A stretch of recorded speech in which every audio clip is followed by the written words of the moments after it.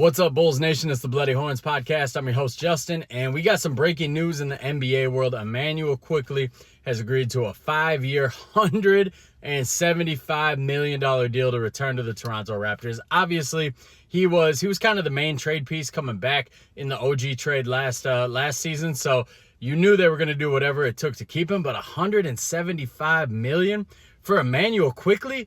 Are you out your goddamn mind? Can we admit that Masai Ujiri is probably the most overrated general manager of all time?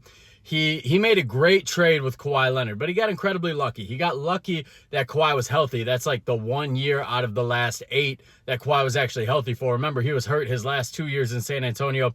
He's been hurt ever since he joined the Clippers. So, Masai, you got lucky that was the one last good year you could squeeze out of Kawhi Leonard. Number 2, they don't win that title if Kevin Durant and Klay Thompson go down. If Kevin Durant's healthy, that's probably a sweep. Maybe the Raptors push him to 5. Even if Klay doesn't get hurt, if Klay doesn't miss the last couple of games, the Warriors still probably figure out a way to win that. So incredibly lucky, and he's been living off that ever since. He's been feasting off that ever since, and every move he's made since then has been a disaster. The Jakob Poeltl trade was a disaster. The Pascal Siakam return, not that great. After years of turning down better offers for guys like Fred VanVleet, Kyle Lowry, Pascal Siakam, OG Anunoby, he waited till the last minute to trade those guys and got horrible returns back. In some cases, in some cases like Fred VanVleet, he didn't get anything back. So as Bulls fans, we're always on AK for sitting on his assets too long, like Alex Caruso, and not getting back what we thought would be a better trade. Masai's been doing that for years. AK might be following the Masai Ujiri blueprint, except AK hasn't got lucky on a trade like Kawhi Leonard got, like Masai got lucky on the Kawhi Leonard trade. So the Raptors, man, they're a fucking mess. $175 million for Immanuel Quickley, $275 for Scotty Barnes. And Immanuel Quickley, to be clear, nice player. He averaged 18 points, 7 assists, 5 rebounds after that trade last year.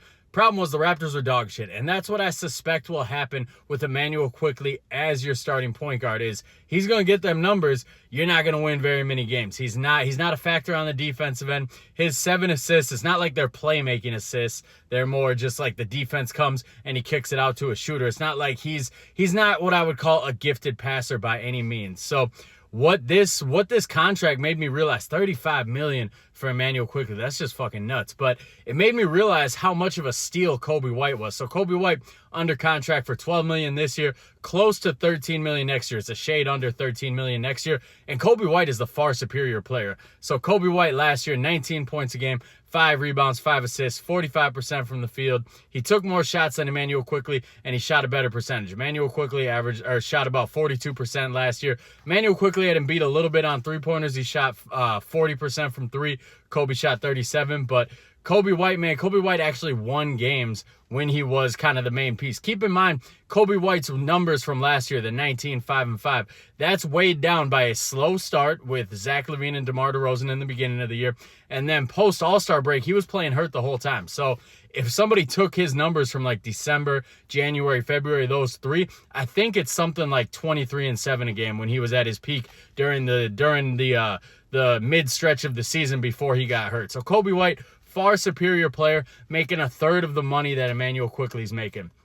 That's insane. Coby White's a better defender too. I'm not saying Coby White's Alex Caruso out on the defensive end, but he has made improvements on that end. He gives effort. He can stay in front of most point guards. He can make their job a little difficult. Immanuel Quickley's a traffic cone on defense. So Immanuel Quickley, I think personally he's kind of in that Jordan Clarkson, Lou Williams type role where, yeah, he's a point guard in size, but if he's starting, you're going nowhere. He's best as an off-the-bench heat check, go get a bucket type of guy, and now you're paying that guy $35 million. Him and Scotty Barnes, man, they're making damn near $500 million combined. Or are they making, what is it, $450 combined? $275 plus $175? That's $450 combined. And I like Scotty Barnes. I've been a Scotty Barnes fan for a couple years now, but we know he's not the number 1 on a team. We know he's not that guy. We know he's not a $275 million guy. So Scotty Barnes for $175, that'd be a decent deal in my eyes. But $275, oof. The Raptors, man, the Raptors are going to be down bad next year. So that's the thing when we talk about the Chicago Bulls potentially letting DeMar DeRozan walk away for nothing, trading away LaVine for a minimal return, trading away Vooch for a minimal return, and then tanking.